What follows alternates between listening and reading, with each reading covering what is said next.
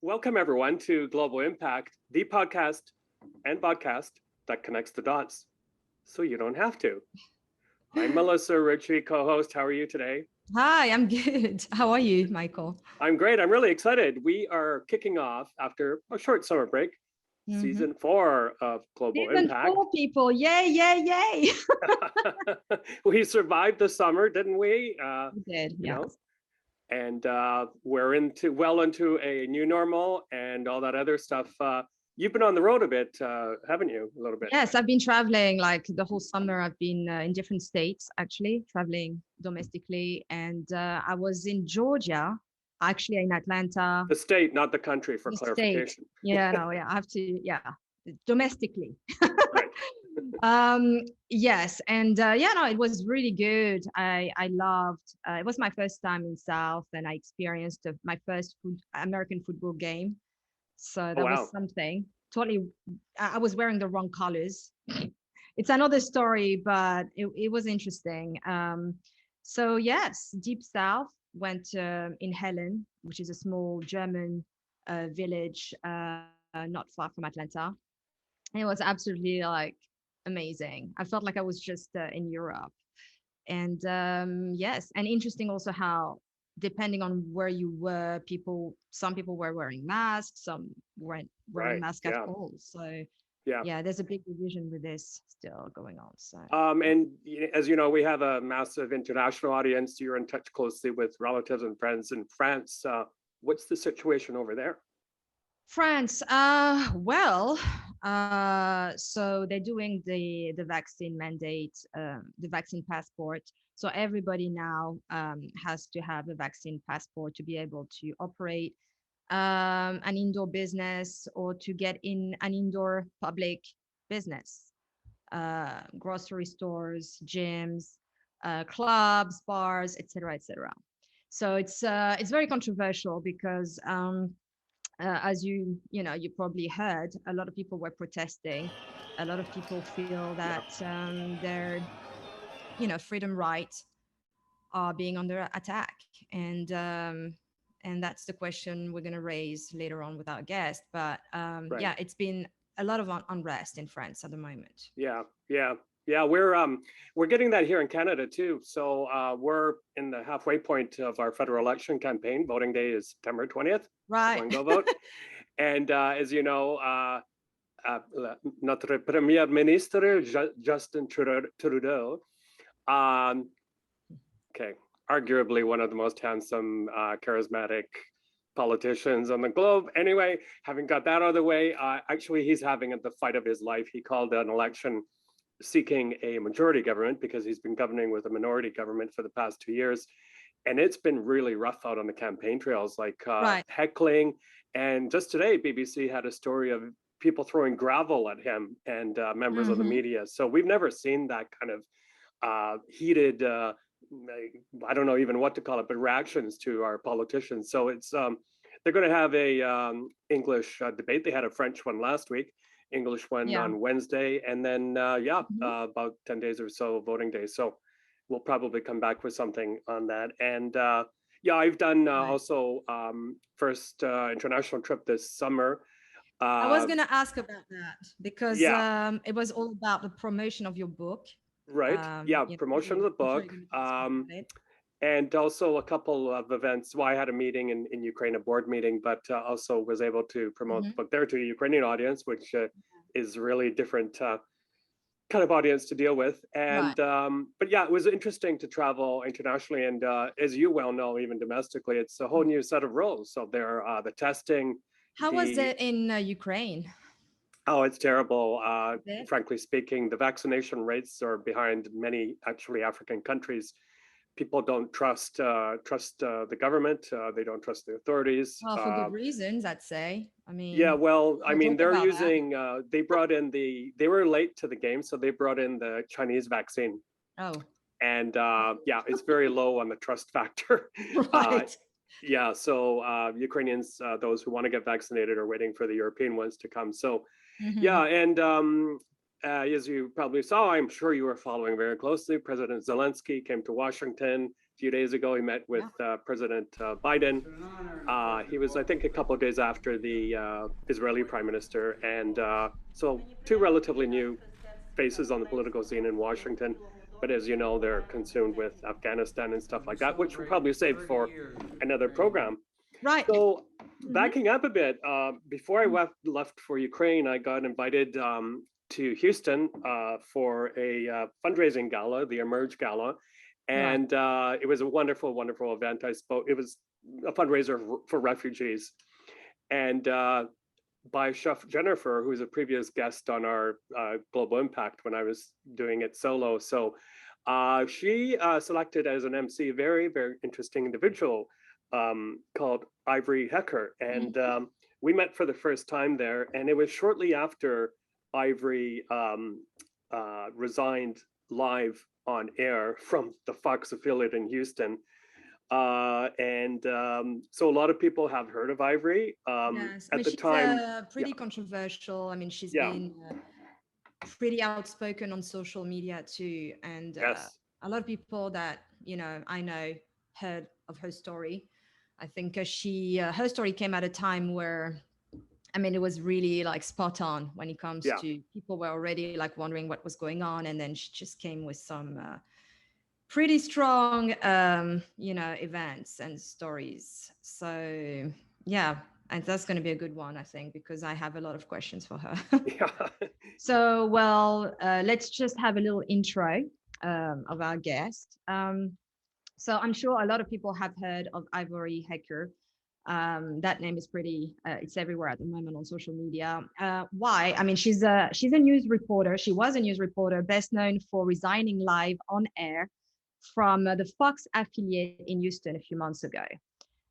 Fox 26, for whom she was working, fired her after she interrupted a live segment to accuse her network of muzzling her.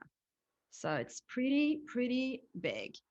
Following this, Ivory, HECKER released secretly recorded videos, she said, backed up her claim.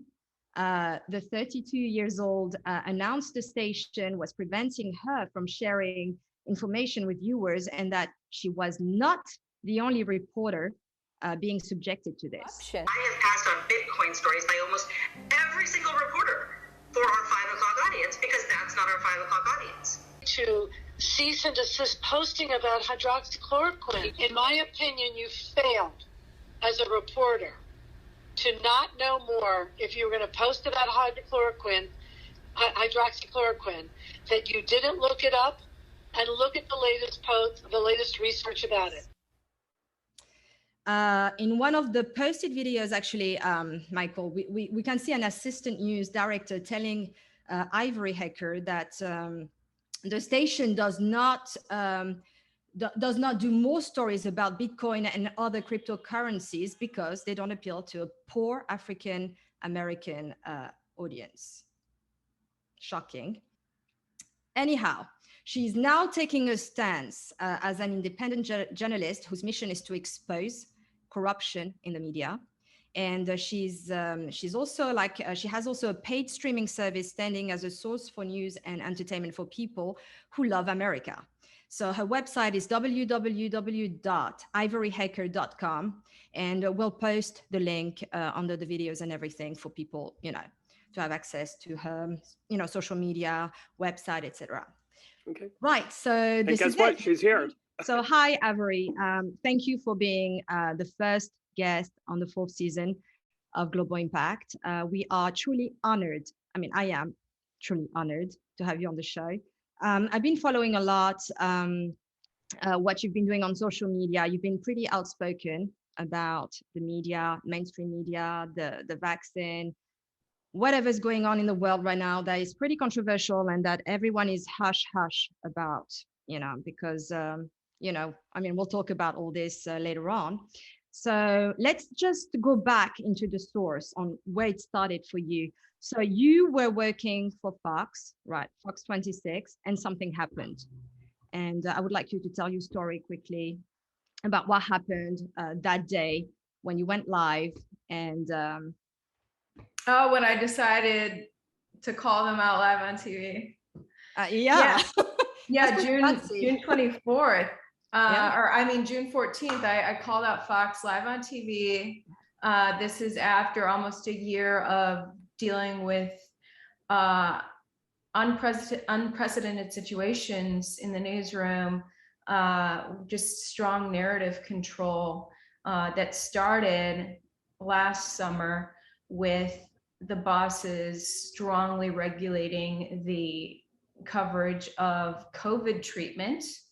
And, they sent me out to interview a doctor without, to cover treatment at his hospital without telling me what narrative to push, which the narrative you're supposed to push is always the truth. Right. And so you get what they're telling you, and then you try to make sense of it. Anyway, he straight up told me that he uses hydroxychloroquine and he's having great success. And I got fiercely punished for allowing him to say that. Made no sense. It was incredibly creepy. So when you say you've been punished, in what way? They immediately told me that I was in trouble and locked down my social media. They said I can't post anything. Oh, wow. And then eventually, that was like for a week, I was in a blackout. And then eventually, okay, you can post, but you have to get permission from us first. Anything you want to post has to go through the bosses. Then that lasted for like a month or two. Oh, wow. But beyond that, what was worse is they wrote up a defamatory letter of warning and placed it in my file. It was a letter that said that you've really screwed up, Ivory. Basically, you're so biased towards this drug that you're under threat of getting fired if you push stories like this again. And I was like, excuse me, I'm biased towards this drug? You sent me to interview this guy. Right. And this is what he said he uses. And so it was the most bizarre. And the big lie that they had in that letter was that they had previously told me weeks ago to never talk about COVID drug treatments. I was like, you didn't tell me to not talk about COVID drug treatment. Why would you send me to a hospital that's treating patients if you don't want me to talk about this topic? So your lie is obvious. Mm-hmm. Anyway, they ended up retracting. They didn't retract the letter till I got a lawyer. I had to get a lawyer involved. And they're like, oh my gosh, we're getting it out of your file. We're sorry. Mm-hmm. And but then the narratives just kept getting pushed. I guess they were hoping to get me in line with those threats last summer. And I kind of continue to hold their feet to the fire as far as like, are we going to cover the facts on the ground, or are we looking at a national narrative that we're trying to stay in line with? It happened with election coverage. It happened with vaccines. I would say even with the border issue, because in Texas, we're a border state, lots of big border news, and they were trying to tiptoe around some narrative. So anyway, it was just, I finally was like, I've got to call out my bosses. So I recorded them. I recorded what they were saying behind the scenes. I told the bosses I was recording them. Okay. And I did it to protect myself. Mm-hmm. And then I eventually realized I'm not just recording for a civil court case. I need to let the public know, because the viewers deserve to know what's happening behind the scenes in the news. Yeah. And since I came out live about Fox, I've heard from others who've had similar experiences. Wow. So you're talking about a narrative that behind the scene, they were giving you narrative, like a script, really. Did it start last year, or did you have that prior? Or did you feel it just came slowly, insidiously, and it went full on when the elections were happening last year?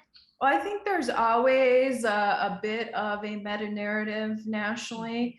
Right. And doing local news, in Houston, even though Houston's one of the biggest cities in America, it's you're not always a part of the national meta narrative, so you don't always feel that pressure of a narrative. Like, is your story in line with other reporters' stories? Are we all getting along?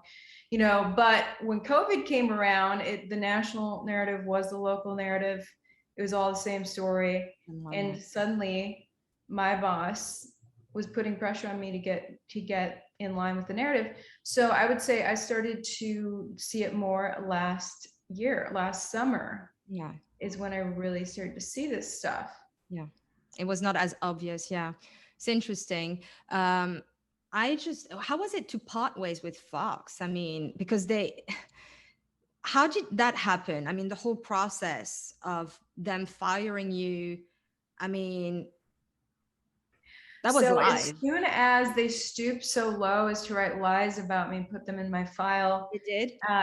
Last summer, that is when I realized I want out of this company. They're corrupt. In addition to me saying, look, we're seeing unprecedented censorship in social media, my boss is saying, whoa, Ivory, you can't criticize censorship. And I said, you can't do journalism you can't do journalism in a censored society, because journalism is pursuit of the truth, period. Absolutely. Regardless of what's being censored. And the bosses disagreed. And those two things, the fact that they would lie, that they would lie about me to protect their narrative, and the fact that they would stand with censorship.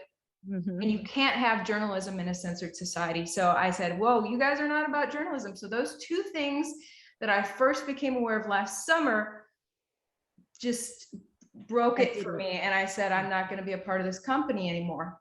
Right. And so literally for 10 months, every day I pondered, how do I get out of this company? Right. I want out of this contract. So did you actually prepare your exit, or was it just in a moment you were like, no, I was trying to prepare. I had no idea how to get out of this contract. I consulted with multiple attorneys. Okay. And I also didn't know what I would do afterwards. And so I stayed in the contract, kept doing journalism, kept watching narratives get pushed, and kept realizing that this is much more than Fox. I'm seeing this in every corporation. I had another big corporation want to come hire me, and I said, oh, I'll think about it. But I was like, gosh, I don't want to be a part of any of these corporations. The more that I sat those months pondering, basically this entire past year, pondering, how do I get out of Fox? What do I do next? I realized more and more, I don't want to be a part of these corporations, because I can see that they're all quite similar. And finally, I was connected with Project Veritas and realized that, them telling my story could help get me away from Fox, and could help the viewers know what's really going on. Yeah. Now, they asked me, what if you go live on TV? What if you just call out Fox Live on TV? And at first I was like, I don't think that's necessary. And for a few months, I was like, yeah, I'm not so sure I want to do that. And I continued to ponder, how do I get out of my contract though? And I was asking them, do you guys know any lawyers who can figure out how to get out of this crazy, encroaching contract? And then one day it just dawned on me that if I call Fox out live on TV, that will obliterate my contract. I'll be free. That would do it, yes. For sure. And so, yeah. So, and not only that, but it would also spread the word to more people, right, about media corruption, because some people take media and news media as gospel too much. And it's important for everyone to think for themselves, not take what the news people are saying as gospel. Take what news people say as a grain of salt, and judge for yourself. Well, people are frightened too, because I mean, I don't know if you experienced, did you feel like there was a witch hunt, that they tried to discredit you after, et cetera, et cetera? I mean, did you have like— Definitely. Oh, they totally tried to discredit me afterwards. Right. And that's hard. That's hard. I think a lot of people are afraid of the aftermath. Also. Yeah. Not just the moment, right? It's not, okay, you get fired, you get over it, but what's going to happen after? What are you going to do? Yeah, it was scary to think, like, and you hardly seem to have skipped a beat though. You mentioned Project Veritas, and you went right away to doing this really solid reporting. I think I saw you at one of the Republican conventions, and you called out Fox News there. And then recently I saw one of their videos of one of the reporters coming down on a school teacher who was posting outlandish stuff in the classroom. I think it's really important for you to tell people about Project Veritas and what's it all about, and why did you choose to work with them? Yeah, they're a nonprofit journalism group. They're crowd-funded, so they're not a big corporation that's funded by their special interests or anything. I mean, sometimes they still get criticized for being funded by special interests, like who's in your crowd, who's really funding you. But the bottom line, I think Project Veritas does journalism that is that focuses first on video and audio evidence, so the viewer is seeing and hearing what's going on for themselves. And in an era where you don't trust anything, you know, viewers trust the news so little, I think that you can tell by the content of their video journalism how much you can believe it, because you're seeing and hearing these corrupt people say and do these things themselves. So you know, so that was something that I liked about the journalism that they do. They do journalism outside of the narrative constantly, which has made them a target. It's interesting how media outlets who are a part of the big meta narrative will attack outlets that do journalism outside of the narrative. Right. And so, of course, when I'm calling out their narrative, they're going to want to attack me too. So, but you know what? It's more important to just be real and tell the truth than to try to please corrupt people. Yeah. Yeah. And also interesting. So Ivory HECKER is not only your name, it's the name of a streaming service, a paid streaming service. And I was looking at it yesterday, and it's really interesting because to me, it's one of the many new models of journalism. Journalism obviously requires to be paid for it, and you're doing that with subscription fees. But one of the things I thought about and I've written about is what people are calling the siloing of journalism. Journalism is being funded by different groups. It's being made available in different models, on air, streaming, newsletters. New Wall Street money is coming in, new Silicon money coming in. Is that a concern of yours, or do you think this is overall a positive thing, is that we're getting all these different sources, not only sources, but ways of journalism being funded as well? I think it's so great to have different ways of funding journalism, you know, and I'm exploring all those. I mean, right now, just launching my little baby journalism outlet myself, ivoryhecker.com.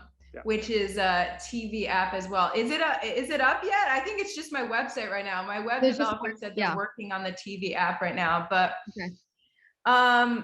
yeah, that has a subscription service, and some journalists are also making money through YouTube, actually, YouTube ads, or ads on social media, but you never want to be covering your advertisers, you know, that's the issue. So TV news is funded by big pharma. You see in all the commercial breaks are pharmaceuticals. So they always have this bias towards big pharma. There are also a lot of big hospital commercials on TV. So the big hospitals and medical groups are all funding TV news. So in an era of a pandemic, they're now, it comes into question, like, are you being compromised? We're also seeing government ads from the CDC and the local health department and the FDA and the NIH. Those ads are also on TV. So it's like, okay, you guys have ads from everyone you're covering, right? You know, so anyone who's advertising who they're covering, viewers need to know that you have to take that, whatever you're getting funded to talk about, you have to take those words with a grain of salt. Right. So that's the issue.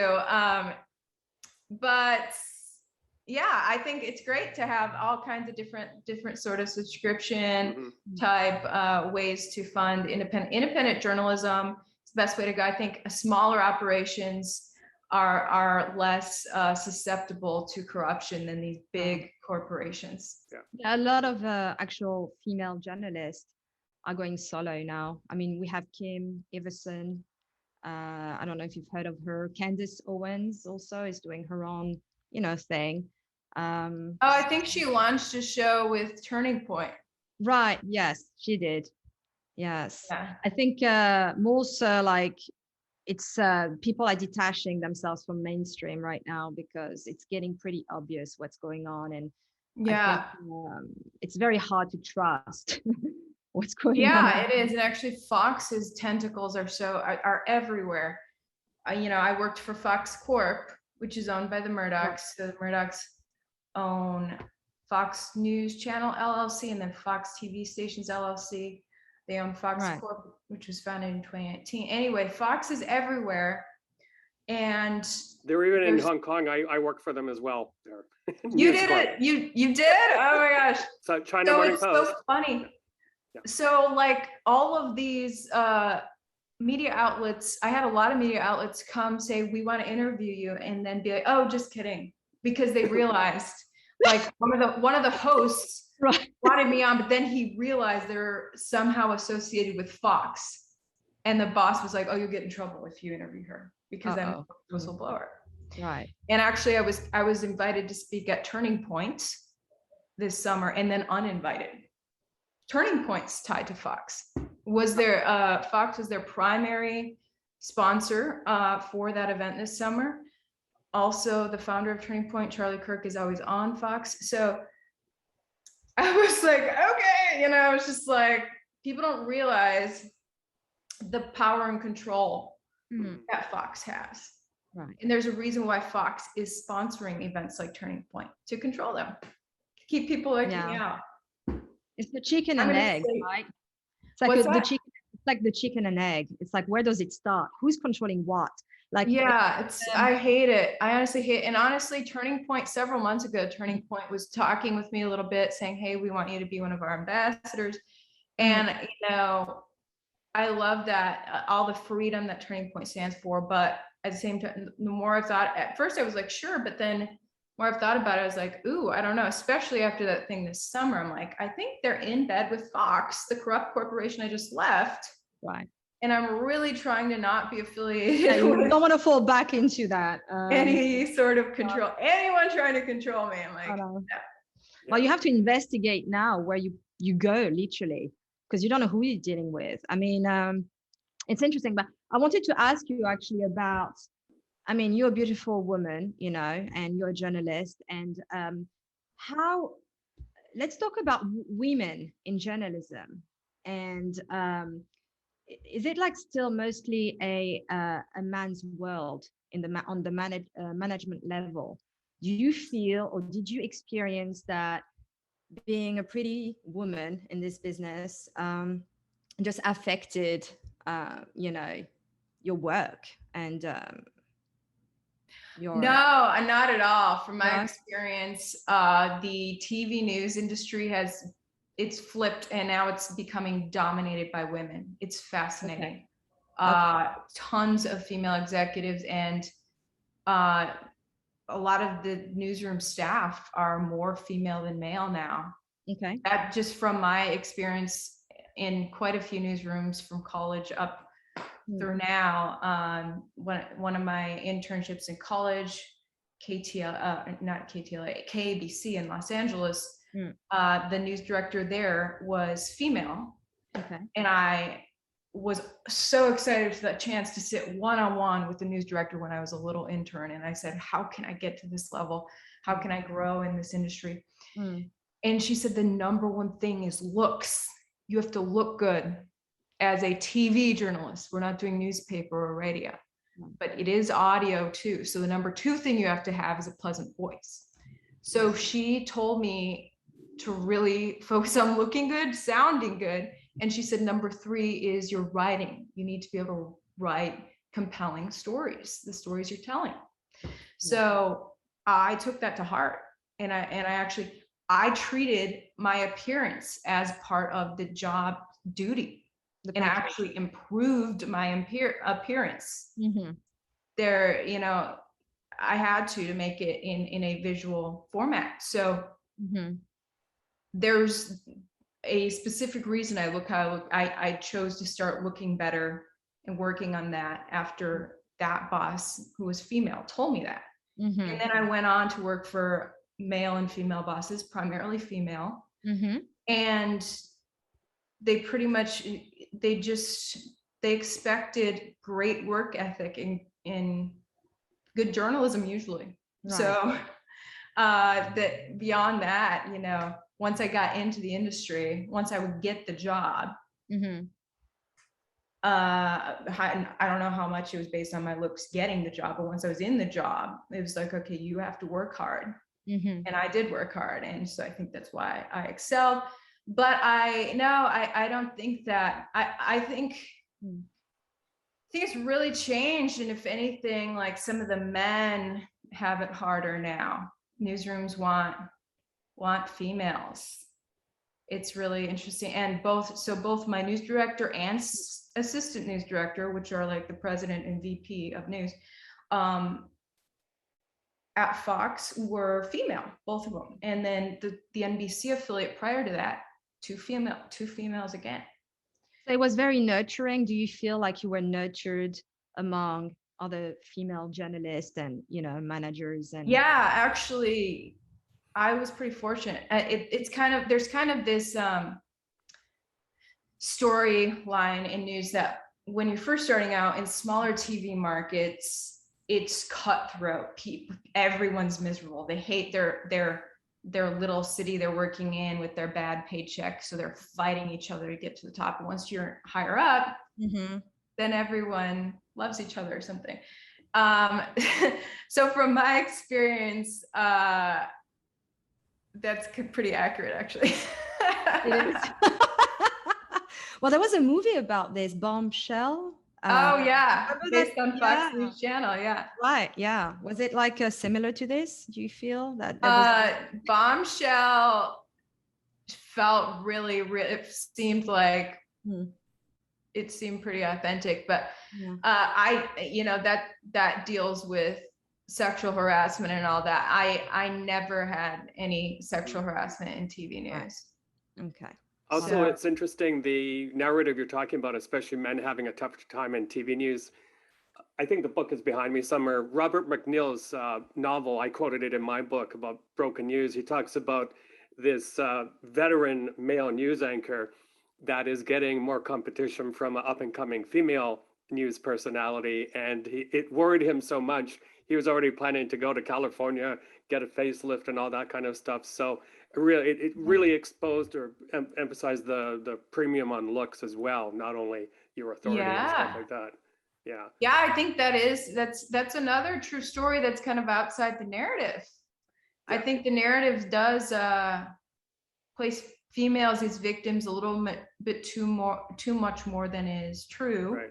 You know, there are true stories like the Fox News story in Bombshell. I think some of those stories were true. Of the boss kind of harassing the women, and if the woman plays along with it, I feel like she's just as guilty as her boss if she's playing along with it. But if she shuts it right down right away, if someone flirts with you and you say no thanks, that's not sexual harassment. But if they continue coming at you, I guess it is sexual harassment. Okay, but you have to make it clear, no thanks. Okay, personal responsibility.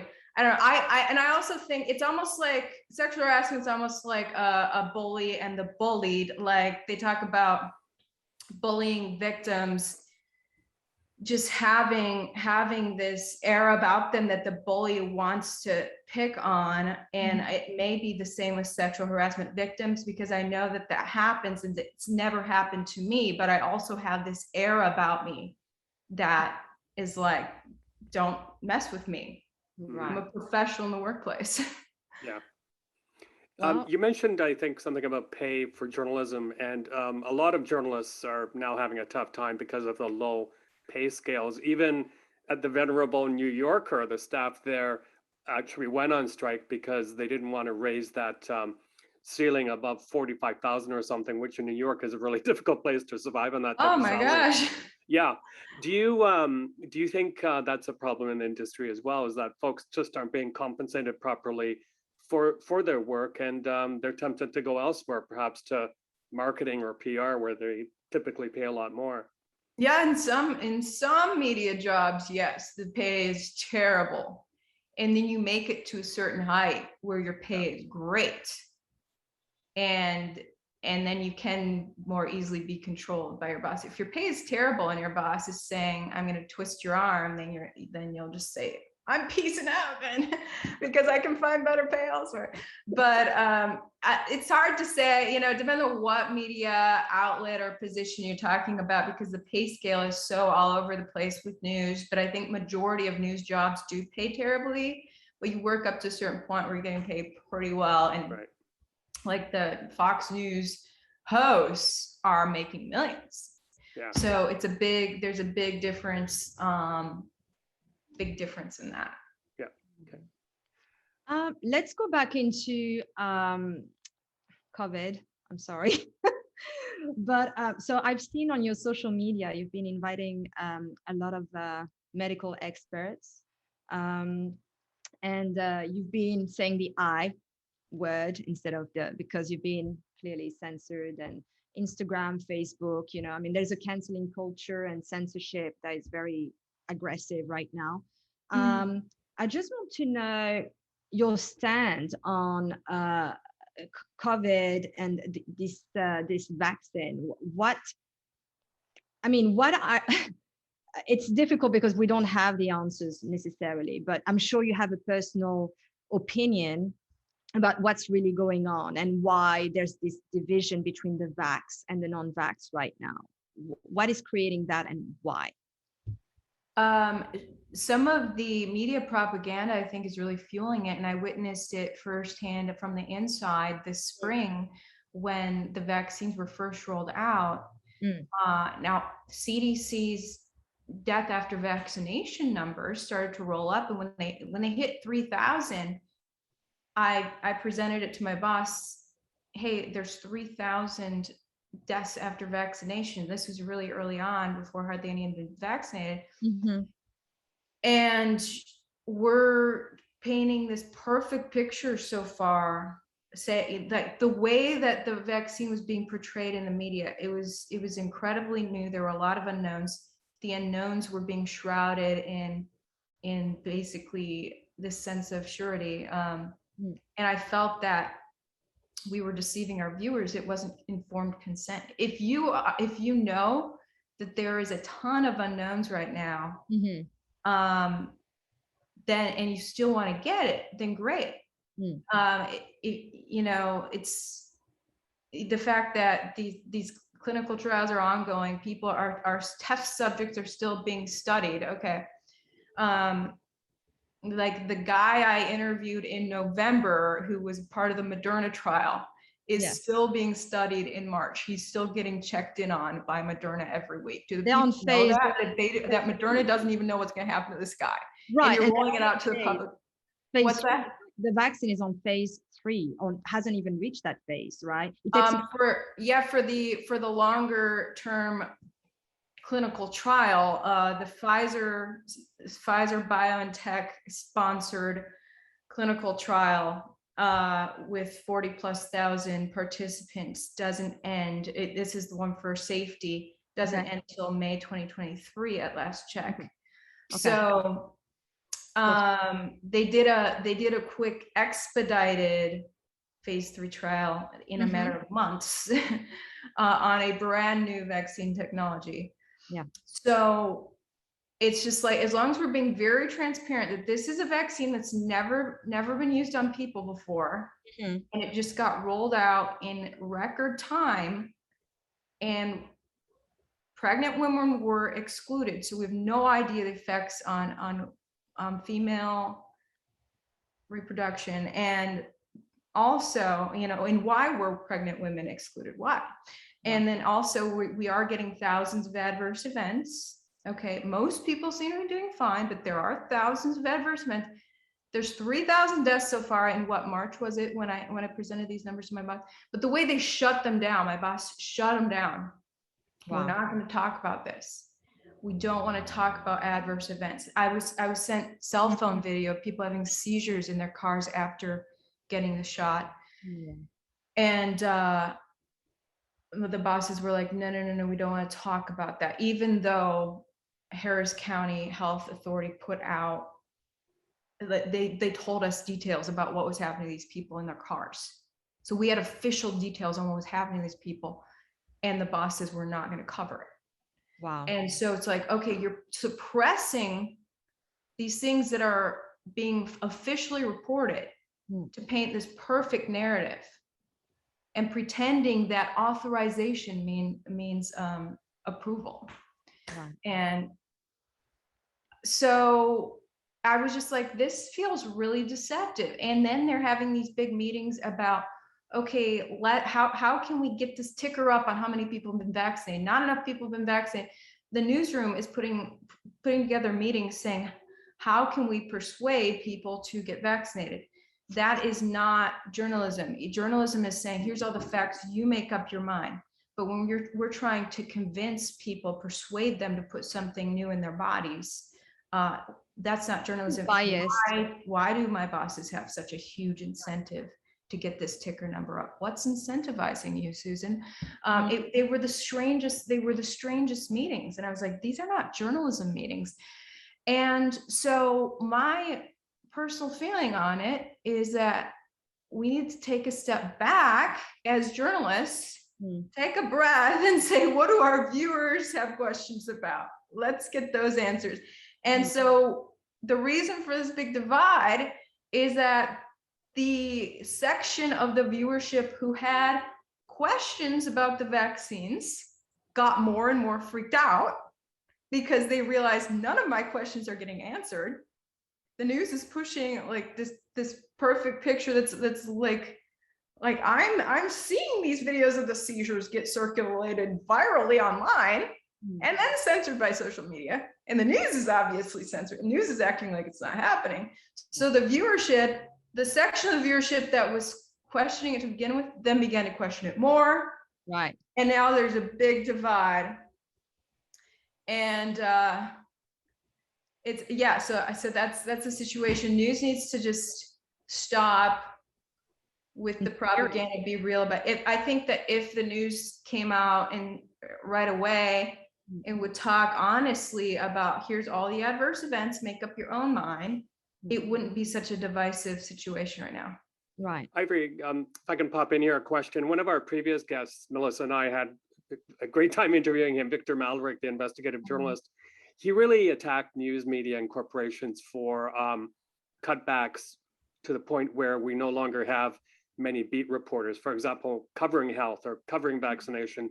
Do you think that's contributed to the relatively poor reporting, if you will, on the whole COVID thing on vaccination? Oh, definitely. Yeah. Because nobody's expert in anything. Nobody has deep sources, and nobody's given enough time to get the bottom of everything. So yeah, that totally contributes to it. Newsrooms have had their budgets cut constantly these past years, and there's a reason, because they're not representing. I think there has been a long history of not answering the viewers' questions enough, so the viewers stop turning to them. But also, it's just this general shift to people getting news from their phones instead of the TV. Yeah. So I have a very controversial question here, but do you think that the First Amendment is under attack right now with the censorship and what's going on? You know, the canceling culture. The First Amendment is they're going right around it. Right. Like the First Amendment's still right intact, but the media monopoly is going right around it. So that's the danger of monopolies, is that they get everyone to go to them for the news, like just a small group of powerful news corporations and a small group of power social media corporations. Mm-hmm. And then once they all decide to censor something out, then it's really hard for the viewers to find an alternate source of that information. But the free market still exists. The First Amendment is still intact. And this past year, like never before, we are seeing all kinds of new social media corporations pop up, little social media outlets. Telegram blossomed. Everyone's on Telegram now. I mean, Parler got real big real fast and then got shut down because they chose the wrong hosting. The web hosting platform Parler had was a part of the same monopoly. So, but you're seeing people turn to all kinds of different alternative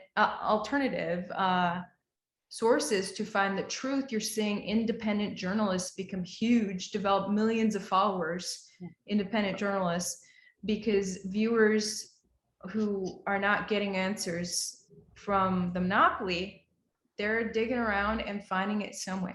Even if it's hard right now, we're in a big shift right now. And so some people, it's really difficult to find the truth in another place. But when a monopoly decides to censor it, look, they are still corporations. Mm-hmm. They're not the government, although the press secretary last month did say something really concerning during a press briefing. She said that the White House is basically working with Facebooks to censor out certain misinformation. Right. And misinformation and disinformation are these new terms that we started using this past year. What really is misinformation? Misinformation and disinformation are actually things that are protected by the First Amendment because they're things that are up for debate. So anyway, I think Facebook came back with a statement saying that they weren't necessarily working with the White House on this, but hearing directly from the White House that they're working with media outlets to censor things out is very concerning. It makes you wonder whether the government is involved in the censorship. And if that's the case, then the First Amendment is under assault. Yeah, and now Facebook is throwing hundreds of millions of dollars at media outlets on the basis of COVID, and it's an emergency and we have to help them survive. So I'm wondering where that's going to go. Wow. I'm wondering where you are in the US, and I'm already seeing this anecdotally. Are you worried about what's happening with COVID and the debate over vaccines and vaccine passports and so on, that this is going to cause real divisions within society?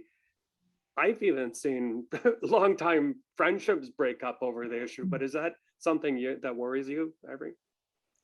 Oh, as far as it has divided people. There's people who don't want to hang out with each other. I think just me giving people who are concerned about vaccines a voice has made some of my old coworkers hate me because they're very pro-vaccine. But so it has divided friends and families. Yeah. Is that what you meant? Yeah. That's what I meant. Yeah. It's such a polarized time in society. It just keeps getting more polarized. And I hope that everyone can get back to supporting each other. Yeah. We need more love. Yeah. Yes. And I think it's really important. I'm sure you're not alone in what you did. You left because you had very legitimate concerns about your work and the way you were being treated.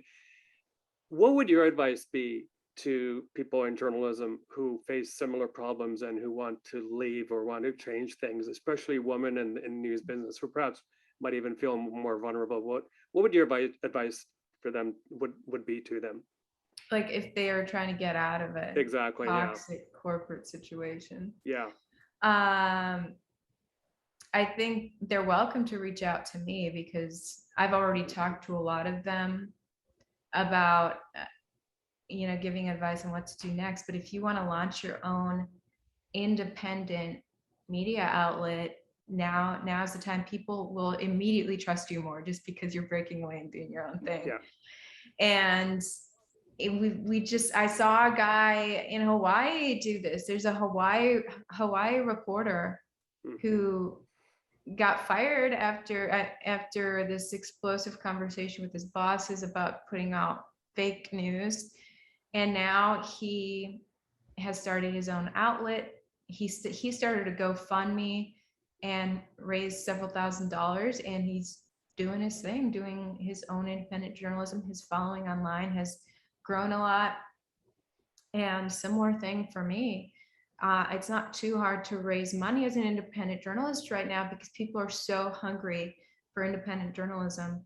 They'll donate and support you. So break away. And I know that a lot of journalists are really concerned about legal repercussions with their bosses. I know I was. And corporations, they hate lawsuits, and they don't want you to sue them is the main thing. So I wouldn't be too worried about it, honestly.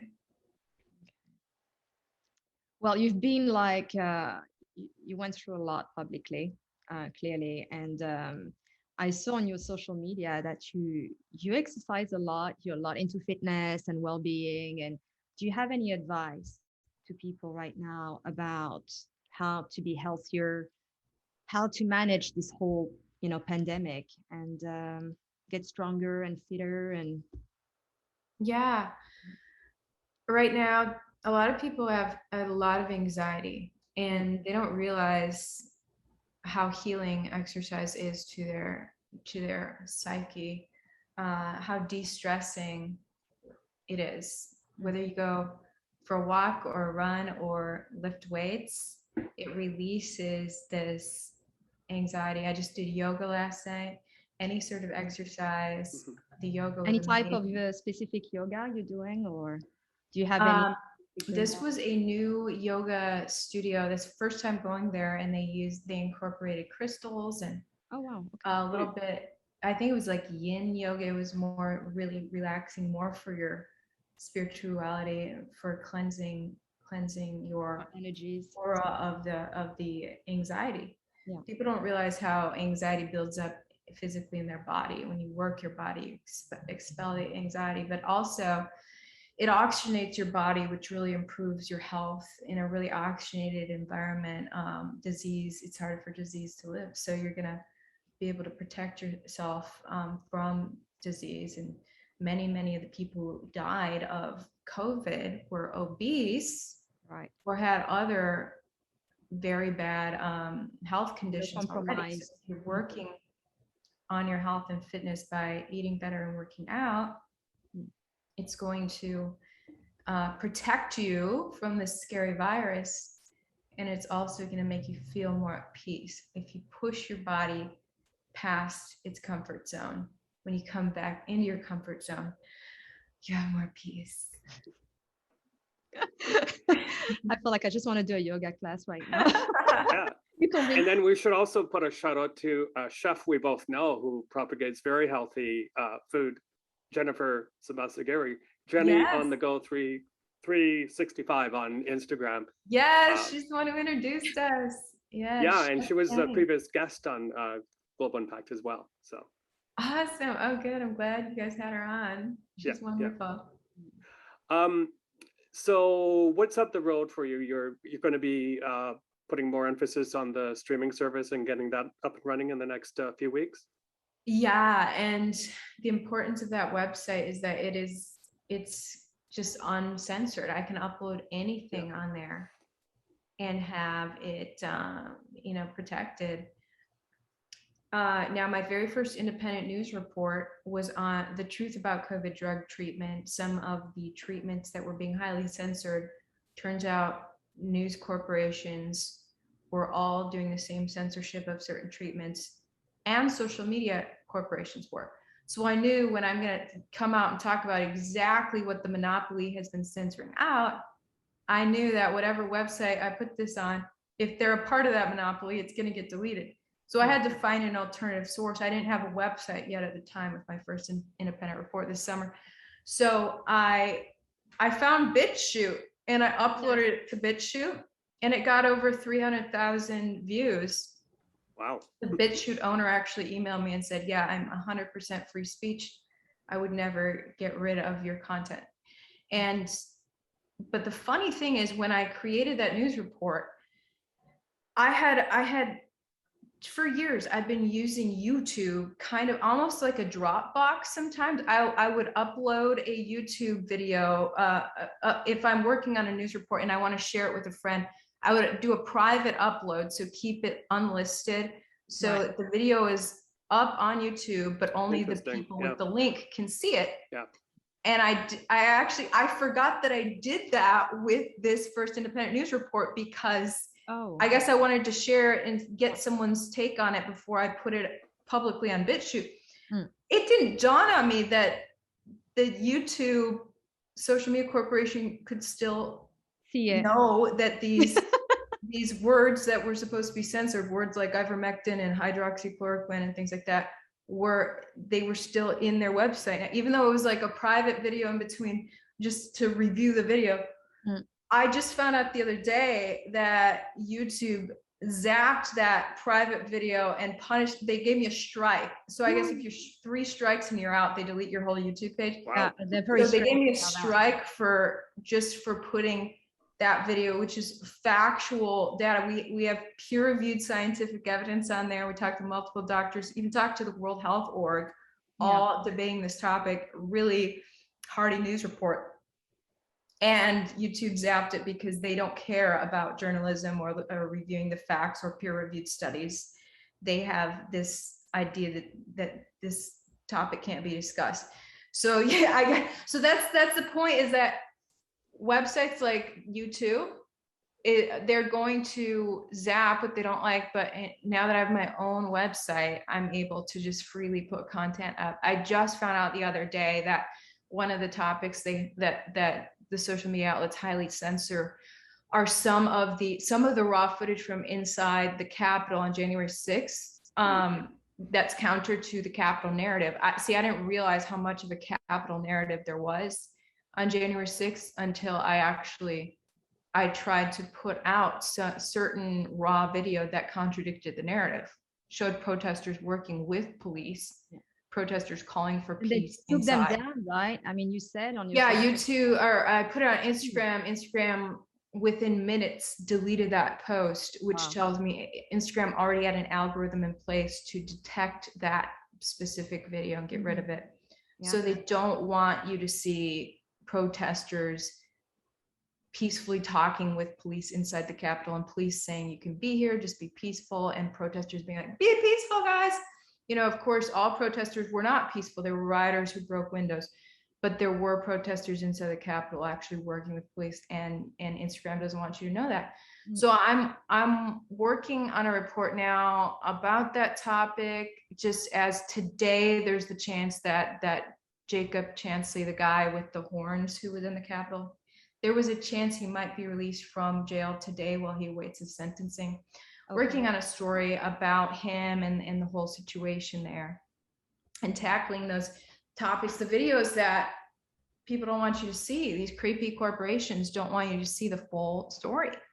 Let's talk about all of it. Yeah, people broke windows. Other people worked with police.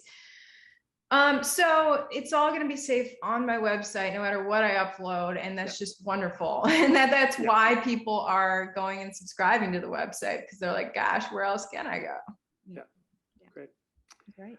Melissa, anything else from your side? I think I went through all my my questions. Yeah, we've kept you there's quite a lot more, but yeah. It's been a while. So I think, we covered pretty much everything. Why don't you go ahead and thank our guest? Well, thank you so much, Ivory, for joining us this morning, and keep on doing what you're doing, because we need people like you right now. Thank you. Thank you so much for having me. Yeah, you're much welcome. strength to you, and hope to see you soon in person. Yes, absolutely. Let me know when you guys want to get together. You bet.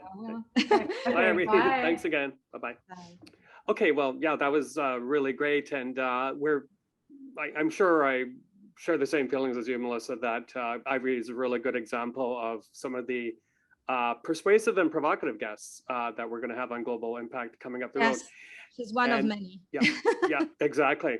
Yeah. And we've been working very hard to line up other guests. So we know that on Global Impact, a lot of you are seasoned travelers, road warriors, or people thinking about traveling or staying at a nice place. So that's why in our next episode this month, actually, is we've managed to secure a very exciting guest as well, Dr. Anna Brandt, and she's a research and design expert at the Dorchester Collection Luxury Hotels, and also an adjunct professor at Pepperdine U.